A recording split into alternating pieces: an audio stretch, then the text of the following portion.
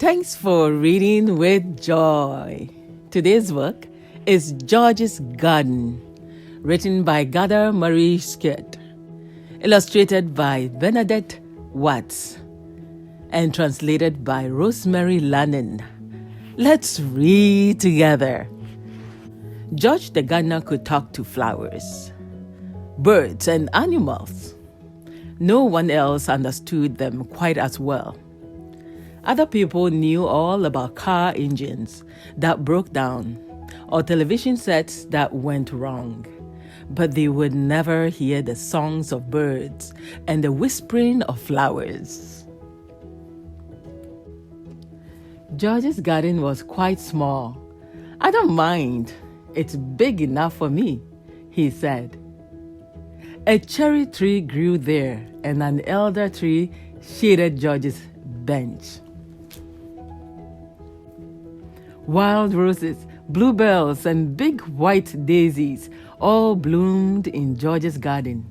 He did not have an ordinary lawn, but a lovely meadow, dotted with red and white clover, dandelions, and daisies. As George busily watered the flowers, they nodded to say, "Thank you." "It's a pleasure," he said, nodding in return. At dusk, he sat on his bench to rest. But this evening, something was worrying him. Why were the birds twittering? What were the flowers whispering as they swayed to and fro? What's the matter with them all? He wondered. Why aren't they asleep? They were unhappy. But why? A daisy, the smallest one of all, didn't want to stay in George's garden. It wanted to bloom in the garden next door. The next door garden was hidden by a high wall. A few days ago, when his neighbor was out, George had dared to peep over the wall. What had he seen? Beautiful flowers, splendid roses, stately delphiniums, noble lilies, and elegant carnations. Amazed by everything he had seen, he told his own flowers all about it. He had not stopped to think how they would feel, because he liked his own garden so much better. But ever since then, the little daisy had been unhappy in George's garden. "I want to bloom next to roses and lilies, not here among weeds," it said. "We are not weeds," murmured the meadow flowers sadly.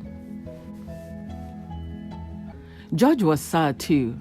Of course, the little daisy could not run away, so George had to think of some way to help it.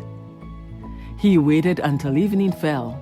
As soon as it was dark, he dug up the daisy and climbed over the wall. Silently, he crept to the next door garden and planted the daisy in the middle of the lawn. He said, "You can see all the plenty flowers from here, and you will get enough sunshine."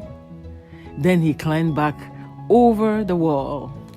It was time to go back indoors, but George just did not feel like it. "I can't go to bed and sleep as if nothing had happened," he thought. "I'll go on working for a little while." Later, when the moon had risen, George walked round his garden and sighed. "Don't be sad," called the nightingale from her nest in the elder bush. "I will sing you my most beautiful song." "Please do," said George. "But sing loudly so that the daisy can hear." He listened to the nightingale's song for a while and then fell asleep. The next morning, the little daisy was frightened, all alone on the strange lawn. Then it saw the other flowers. It had never seen such lovely ones. "Hello," it said. in a friendly way, but the flowers didn't reply. They stood proud and still and didn't even look at the little daisy. The owner of the garden soon discovered the little daisy. "How did this get onto my lawn?" he shouted. "I can't stand weeds." Angrily, he dug the daisy up and flung it onto the compost heap. Horrified, a butterfly flittered over the wall and told George. "Now the poor little flower will die of thirst," he thought. "How can I save it? Climb over? No, that man would never let me into his garden."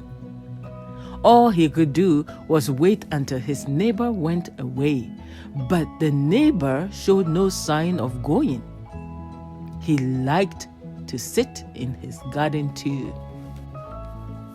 "Oh dear, murmured George as he wandered around restlessly. No one could sleep. The flowers trembled in the evening breeze. Beetles scuttled through the grass.